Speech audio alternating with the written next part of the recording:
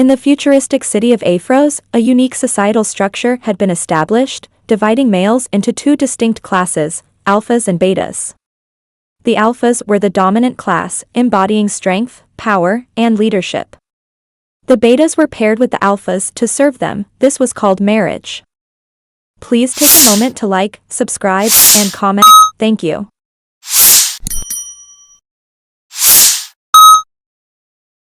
The alphas were respected and admired. Their word was law in both the public and private spheres. The betas, on the other hand, were the subservient class, marked by their submission and obedience. They were easily recognizable, always dressed in pink dresses, their voices soft and their demeanor gentle, a result of the female hormones they were administered from a young age. The division was not arbitrary. At the age of 16, all males underwent a rigorous assessment, a mix of physical and psychological tests, designed to determine their class. Those who exhibited traits of dominance, aggression, and leadership were deemed alphas, while those who showed signs of submission, empathy, and nurturing were classified as betas. The classification was final, a lifelong sentence, shaping the course of their lives. For the betas, life was one of service and submission. They were expected to dress as women, always in pink, a color symbolizing their subservience. They were taught to speak softly, to move gracefully, and to serve the alphas in every way.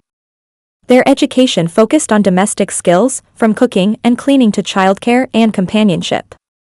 They were the backbone of the household, the silent force that kept the alphas' lives running smoothly. At the age of 21, the betas entered a new phase of their lives. They became eligible to be chosen as second wives by the alphas. The selection process was a grand ceremony, a spectacle of power and submission. The alphas, seated on their thrones, would inspect the betas, choosing their second wives based on appearance, demeanor, and skills. The chosen betas would be married to the alphas in the same ceremony, but their role was clear: they were subservient, there to serve and obey. In this society, a beta named Eli was preparing for his own wedding. He was to be married to his school rival, an alpha named Marcus, who had once humiliated and dominated him. Marcus, a tall, confident, and muscular black man, was the epitome of an alpha, his presence commanding and his voice booming. He had always been the leader, the one who made the rules, and Eli, the quiet, gentle beta, had always been his follower. The woman Marcus was marrying, a beautiful, strong-willed, and intelligent woman named Lily, who had once been Eli's girlfriend. They had been inseparable, their love pure and innocent. But as they grew older, the societal pressures became too great. Lily, with her dominant traits, was destined to be an alpha's wife, and Eli, with his submissive nature, was classified as a beta. They were torn apart, their love a casualty of the societal hierarchy. Eli remembered the day he had to dress in pink for the first time. He remembered the humiliation, the shame, and the fear.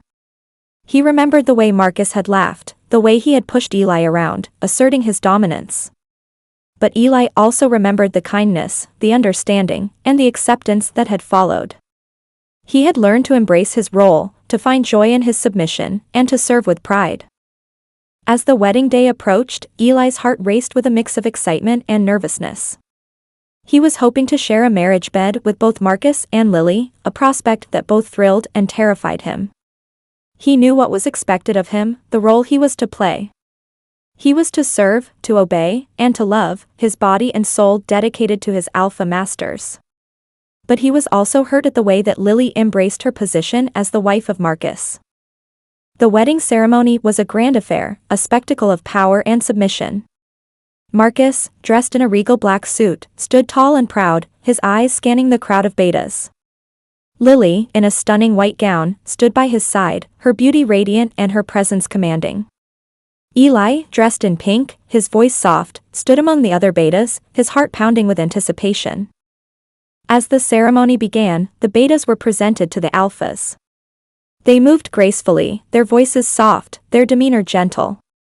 Marcus inspected them, his eyes critical, his voice booming. He chose his second wife, a beta named Clara, her eyes downcast, her voice barely a whisper. She was beautiful, her body curvaceous, her spirit gentle. She would serve Marcus well, her life dedicated to his pleasure and comfort. Eli was devastated as he watched as Clara was led to Marcus, her eyes filled with a mix of anticipation of satisfaction and gratification. He knew what was expected of her, the role she was to play.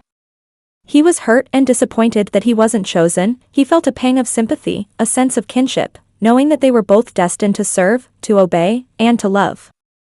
As the ceremony drew to a close, the alphas and their chosen betas were led to the marriage bed. The room was filled with a sense of anticipation, a mix of excitement and nervousness.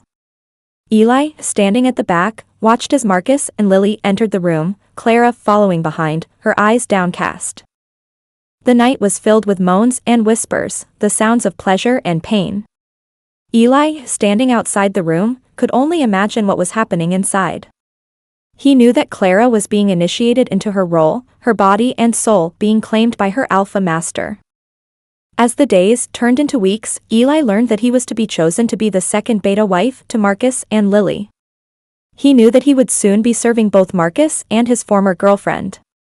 His body and soul dedicated to Marcus and Lily, and he would have to embrace his role.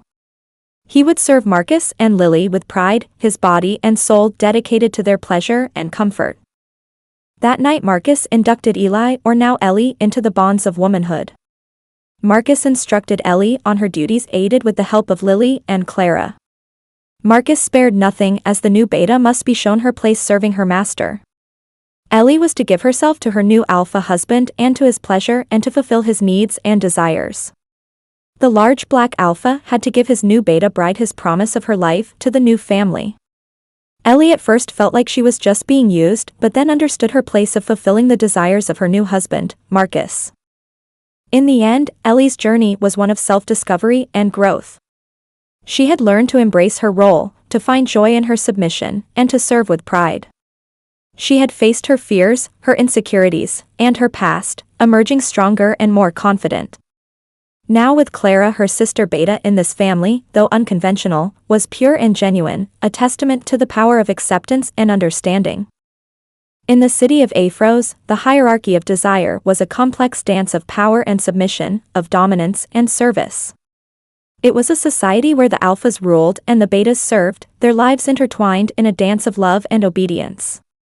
It was a world where the lines between love and duty, between pleasure and pain, were blurred, a testament to the power of societal norms and the human spirit.